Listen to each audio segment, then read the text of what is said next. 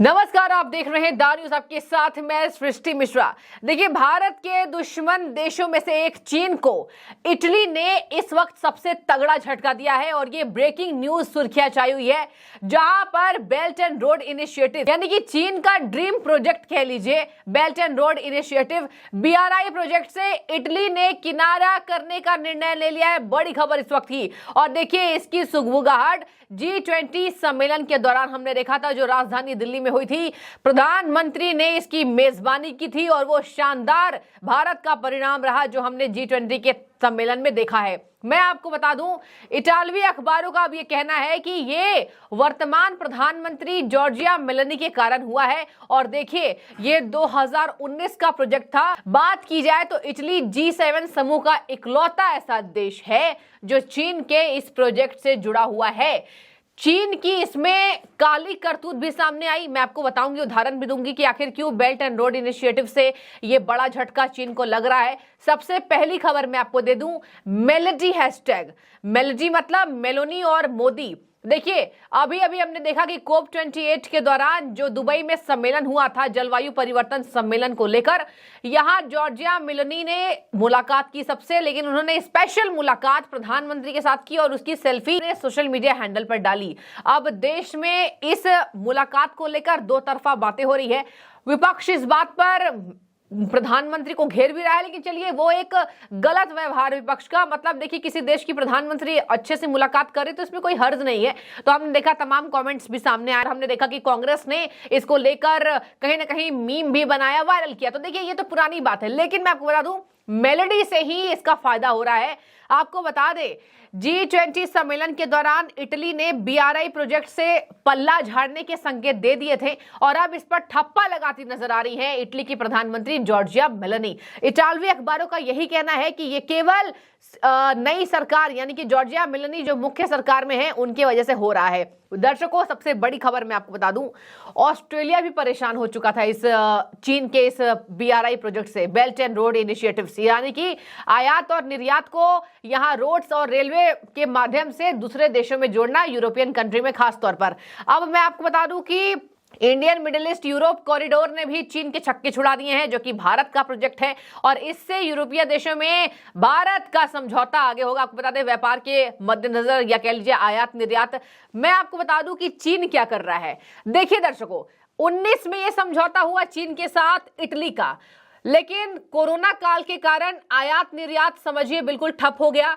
तो यहां Giorgia Meloni ही नहीं, इटली की पूरी सरकार ने एक स्वर में कहा था कि चीन का ये फायदा केवल उसके देश के लिए है। और चीन करता क्या है, मैं आपको बता दूं। आखिर क्यों यहां इटली के प्रधानमंत्री हाथ झाड़े? ऐसा नहीं है कि मोदी से मिलने के बाद ऐसा हुआ है, बिल्कुल नहीं। देखिए, एक प्रोजेक्ट के तहत इससे पल्ला झाड़ा गया है। ऑस्ट्रेलिया ने 2021 से इससे पल्ला झाड़ा और कह दिया कि हमें चीन के साथ समझौता नहीं करना है। और ऑस्ट्रेलिया जैसे बड़े देश ने भी ये पाया कि चीन इसमें अपनी महत्वाकांक्षा को आगे रख रहा है, जो चीन की गंदी बीमारी है।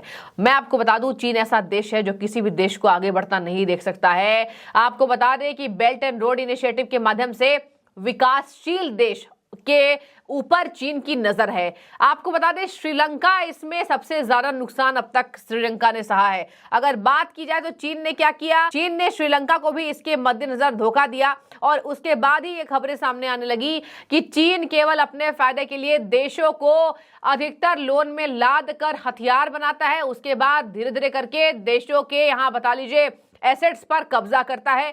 और ये हमने देखा है कि किस तरीके से यहां पर चीन की महत्वाकांक्षी प्रोजेक्ट को ऑस्ट्रेलिया ने भी किनारा कर लिया, श्रीलंका ने भी किनारा कर लिया और अब इकलौता G7 समूह का देश इटली बचा था जिसने भी किनारा कर लिया। तो चीन को इससे तगड़ा झटका लगता नजर आ रहा है। बता दें आपको, श्रीलंका में क्या हुआ था, जरा सुन लीजिए। चीन ने हम्बनटोटा बंदरगाह को विकसित किया था श्रीलंका में। उसके बाद क्या किया, उसने श्रीलंका को लोन दिया कि हम बंदरगाह विकसित कर रहे हैं और आपको हमारी मदद है तो हम लोन दे रहे हैं। उसके बाद सुनिए क्या कहा, उसके बाद श्रीलंका समय रहते ये लोन चुकता नहीं कर पाया तो श्रीलंका के हम्बनटोटा बंदरगाह पर किसकी पूरी पैठ हो गई, चीन की हो गई। और शी जिनपिंग इसमें माहिर हैं। शी जिनपिंग यहाँ आप बता दें बेवकूफ बनाने के लिए जाने जाते हैं, लेकिन ये भारत है, भारत के सामने चीन की नहीं बनती। मैं ऐसा नहीं कह रही हूँ कि चीन से आगे हमारा देश निकल चुका है, लेकिन कई ऐसे मुद्दों पर चीन को भी भारत पछाड़ रहा है। COP28 की मीटिंग, इसके पहले G20 की मीटिंग, ये दोनों मिलकर एक भारत को सशक्त बना रहे हैं। और देखिए यहाँ पर भारत का प्रदर्शन व्यापारिक वैश्विक नजरिए से स्ट्रांग होता नजर आ रहा है। ऑस्ट्रेलिया ने भी किनारा कर लिया। ऑस्ट्रेलिया ने कहा कि ये फैसला हमने राष्ट्र हित में लिया था।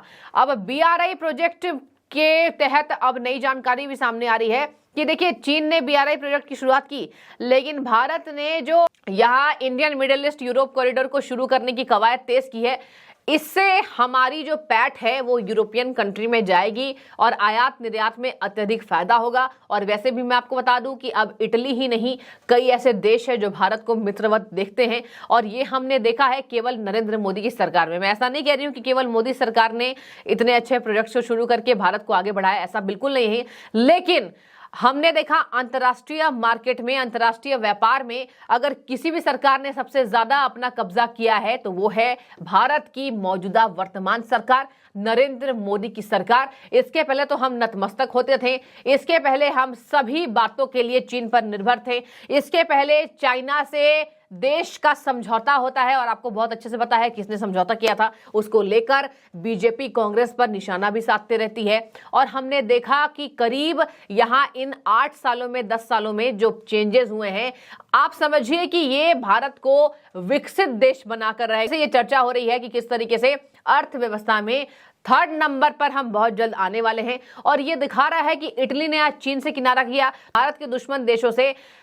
यहां पर इटली ही नहीं, वो तमाम देश समझौता नहीं करेंगे जिससे भारत को दिक्कत होगी। और इसी वजह से मैं आपको बता दूं, यहां पर गहरी साजिश ये चीन की थी, जो ये समझ जाइए कि चीन की साजिश जो है वो नाकाम हो चुकी है। और ऐसी साजिश जिसके तहत चीन अल्प विकसित, यहां बात सामने आई जो मैंने आपको बताया, अल्प विकसित और विकासशील देशों में विकास के नाम पर उन्हें भारी कर्ज में लाद देता था। ऑस्ट्रेलिया ने किनारा किया, चाइना ने किनारा किया, और अब भारत के प्रोजेक्ट पर सबकी नजर है। बता दें आपको कि ये तक खबरें सामने आई कि जॉर्जिया मेलोनी G20 के बाद ही गुप्त मुलाकात कर रही थी कि कैसे हमारे देश का छुटकारा मिले चीन के BRI प्रोजेक्ट से। और जॉर्जिया मेलोनी की सरकार आने के बाद इसको लेकर संभावनाएं तेज हो गई, इसलिए इटालवी अखबार ये छाप रहे हैं कि जॉर्जिया मेलोनी की वजह से ही BRI प्रोजेक्ट से इटली ने पल्ला झाड़ा है। और बता दें आपको, इटली अब बहुत जल्द इससे बाहर आ चुका है और बाहर आ भी जाएगा चीन के साथ। अब आने वाले समय में इटली ही नहीं, कोई भी देश समझौता नहीं करेगा, क्योंकि चीन से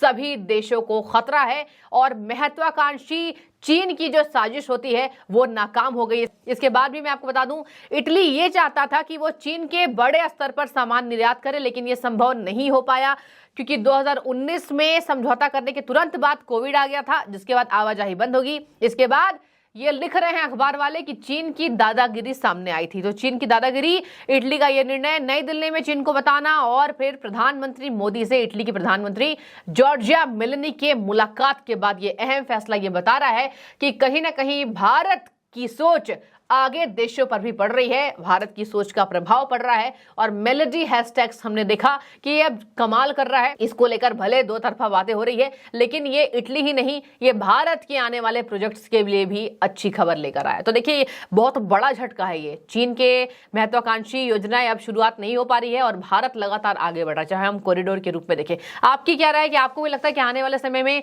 चीन को खत्म करना पूरे देशों का उद्देश्य हो सकता है, क्योंकि चीन की महत्वाकांक्षी योजनाएं अब ठप हो रही हैं? कमेंट कीजिए। शुक्रिया।